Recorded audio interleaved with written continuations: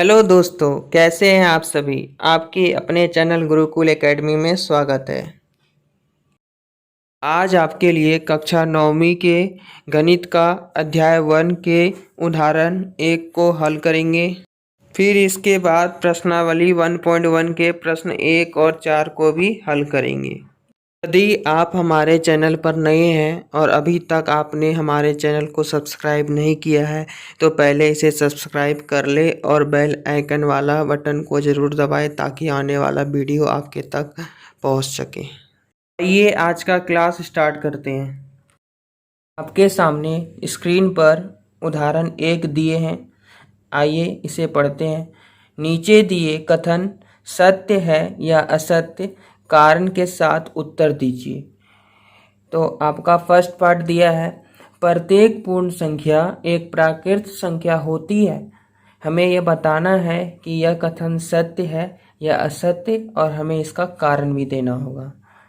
तो आइए हल करते हैं। हम जानते हैं कि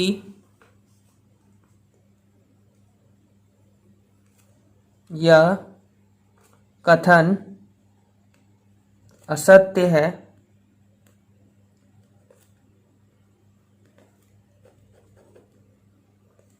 इसका कारण देंगे।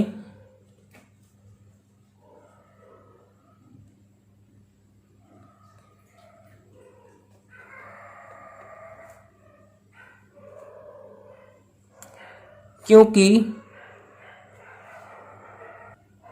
0 1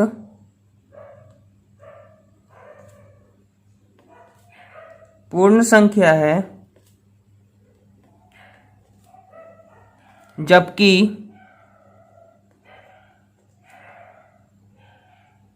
0 1 प्राकृत संख्या नहीं है। यही इसका कारण है।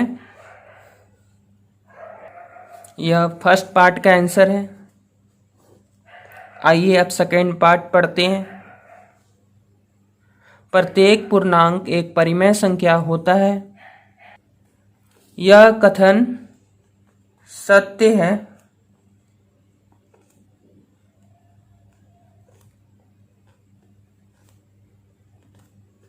कारण देंगे।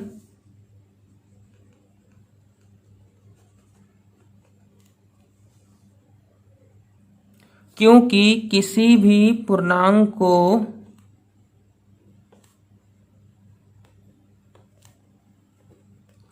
P/Q के रूप में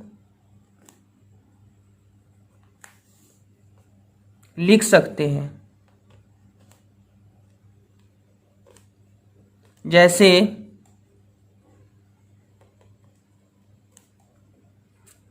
2/1, 3 है तो इसके नीचे 1 भी है, 4 है तो इसके नीचे 1 है। आइए थर्ड पार्ट पढ़ते हैं। प्रत्येक परिमेय संख्या एक पूर्णांक होती है। तो आंसर देंगे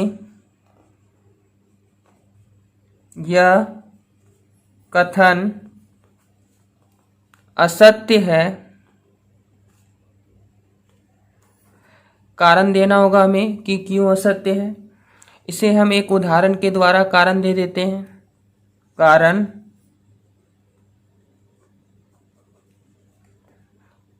7/5 एक परिमेय संख्या है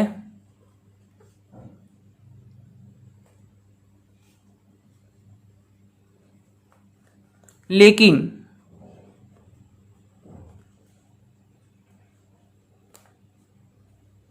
7/5 एक पूर्णांक नहीं है। ये आप कारण आराम से दे सकते हैं। ये आपका थर्ड पार्ट है। अब इसके बाद प्रश्नावली 1.1 का प्रश्न 1 करते हैं। क्या 0 एक परिमेय संख्या है? तो सबसे पहले इसका आंसर लिख लेते हैं। तो लिखेंगे हाँ शून्य एक परिमेय संख्या है।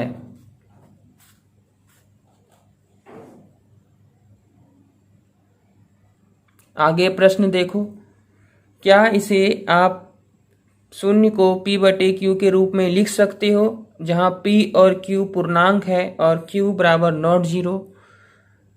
तो हम लिखेंगे आंसर में हाँ हम शून्य को p/q के रूप में लिख सकते हैं,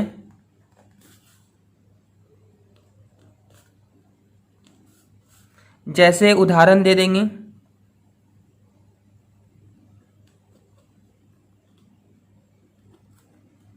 जीरो है तो जीरो के नीचे क्या रहता है, वन। पी भी पूर्णांक है और क्यू भी पूर्णांक है। एक और उदाहरण ले लेते हैं, 0/2। एक और ले लेते हैं 0/3। एक और ले लेते हैं 0/4। बस हो गया। आइए अब प्रश्न 4 करते हैं। नीचे दिए गए कथन सत्य है या असत्य, कारण के साथ उत्तर दीजिए। अभी आपने उदाहरण 1 करा था, उसी प्रकार यह प्रश्न भी है। प्रश्न भाग 1 में दिया है, प्रत्येक प्राकृत संख्या एक पूर्ण संख्या होती है। आइए उत्तर देते हैं। लिखेंगे यह कथन सत्य है।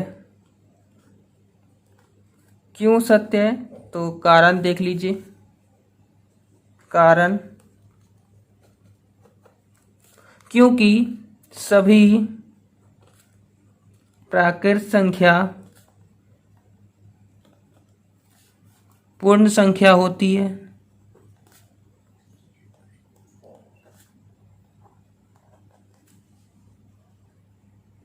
जैसे हम उदाहरण में देख लेते हैं, प्राकृत संख्या आपको पहले पार्ट 1 वीडियो में बताया था, 1 2 3 4 5। और पूर्ण संख्या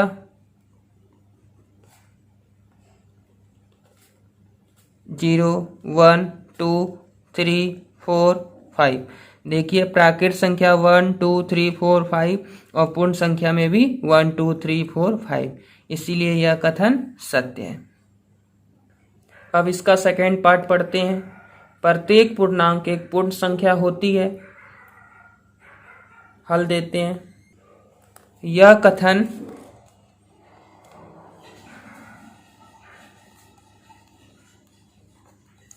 असत्य है।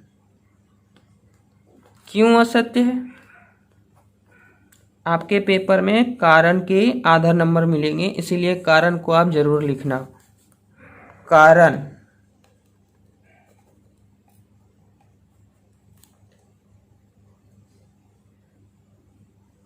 क्योंकि ऋणात्मक पूर्णांक पूर्ण संख्या नहीं होती है। ऋणात्मक पूर्णांक पूर्ण संख्या नहीं होती है।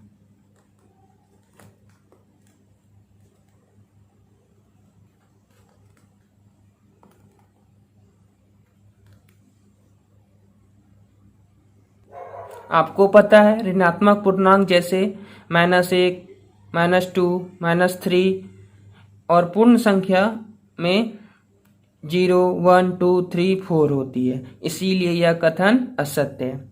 आइए अगला पार्ट देखते हैं। प्रत्येक परिमेय संख्या एक पूर्ण संख्या होती है, तो यह कथन भी यह कथन असत्य है। कारण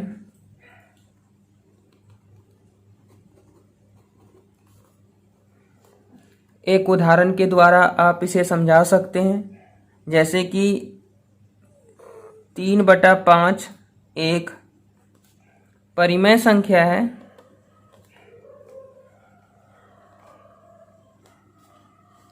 लेकिन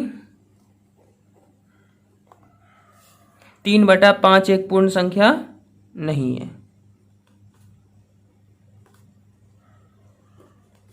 पूर्ण संख्या नहीं है। ये आपका थर्ड पार्ट है। वीडियो को रोककर आप सही प्रकार से लिख सकते हैं। आज की क्लास यहीं पर समाप्त होती है। प्यारे बच्चों, यदि आपको यह वीडियो पसंद आई तो इसे please like, subscribe and share ज़रूर करें। धन्यवाद।